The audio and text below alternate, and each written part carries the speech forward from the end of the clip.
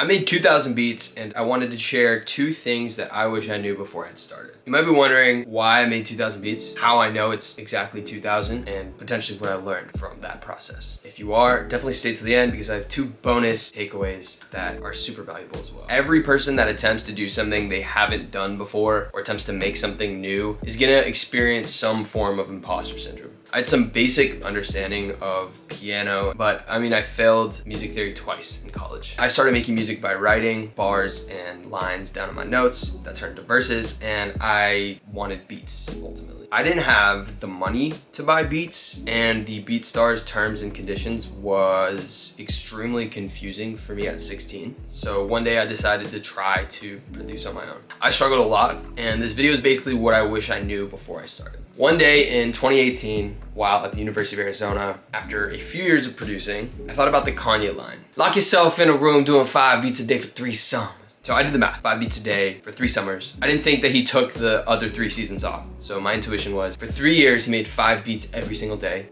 That's 5,475 beats. So this brings me to point number 1. Reps matter. Anyone who spends a large amount of time on something is going to be able to have an advantage. If you shoot, 5,000 layups, you're gonna be really confident if the ball gets past you and you're in that position. I'd say definitely one of my biggest takeaways overall is my ear. My ear being stronger in the confidence that I have in my ideas and trusting in my ideas and trusting my curiosity, whether it's alone producing a beat or with an artist producing a song, and being willing to, what if we drop this down an octave? What if we sped this up? What if the curiosity, experimentation, like the amount of reps that you can put in, you're gonna refine your ear and your intuition on what if we did that? Being willing to trust in your ideas, I think, comes from putting a lot of reps in. Takeaway number 2, why? Why are you making beats? You could be spending this time going on dates. You could be spending this time partying, spend this time making money at the gym. You could do anything with your time. Why are you making beats? To get a placement? Is it to make a full income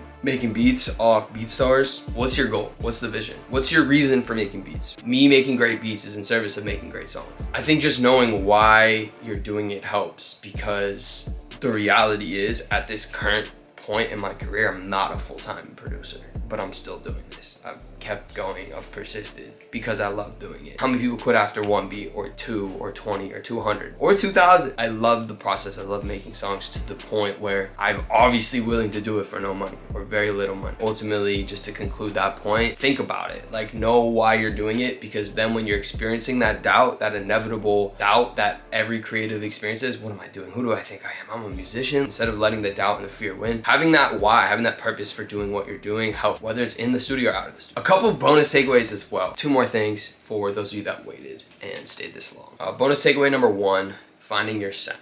If you were to make an ice cream flavor and you've only tasted vanilla, you're probably gonna make something very similar to vanilla. Go to Baskin Robbins and run it up and be like, I really hate cherry praline, but I love cookie dough. What if there was a peanut butter cookie dough? And what if there was like marshmallows in it? Now you have your own sound, and it's like, you didn't create marshmallows, you didn't create peanut butter, but by mixing these different things, I think this just comes back to following your curiosity and being willing to trust yourself and be like, it's a stupid idea, but fuck it, we're gonna do it anyway. The idea of Uber's so stupid. Hey, a stranger's gonna pull up and I'm gonna get in their car. Get rid of the idea of things are stupid or not stupid, and just be willing to make bad beats. And I think that's how you find your sound and develop confidence. I think it's a process. Bonus tip number 2, the right way to make music. There's no right way. Taylor Swift sold 1 million units of her new album on the first day, and I personally didn't love it. Everyone has their own unique taste. Music and art in general is subjective. What is objective is doing the work. If you make something that you believe is dope, with 100% certainty there's someone else out there in the world that's gonna think it's dope. I think the key is like making the beat you wanna make. That being said, steal like an artist. Take inspiration from people you admire and look up to. Just make whatever the fuck you wanna make. Not necessarily what's hard or what's hot right now or what your homies think is dope. The right way to make music,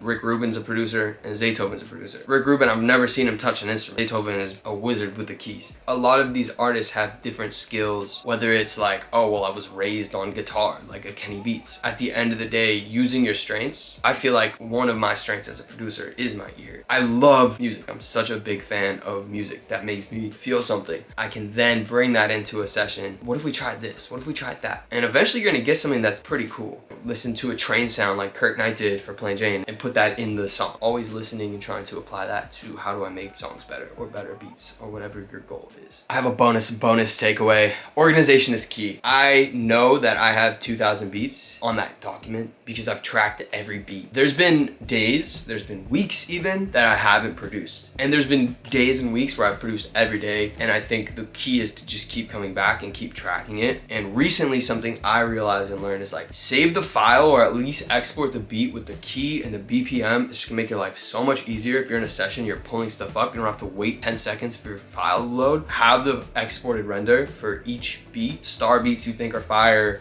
put in parentheses the vibe, country, rock, house beat. That way someone's like, do you have any house country beats? You're like, actually, yeah, Command F on Google Doc. The more organization, the better. People appreciate it. It's just more professional. Your future self will thank you. 5 tips that I've taken away from making over 2,000 beats over the last 4 years, which on average is about a beat a day.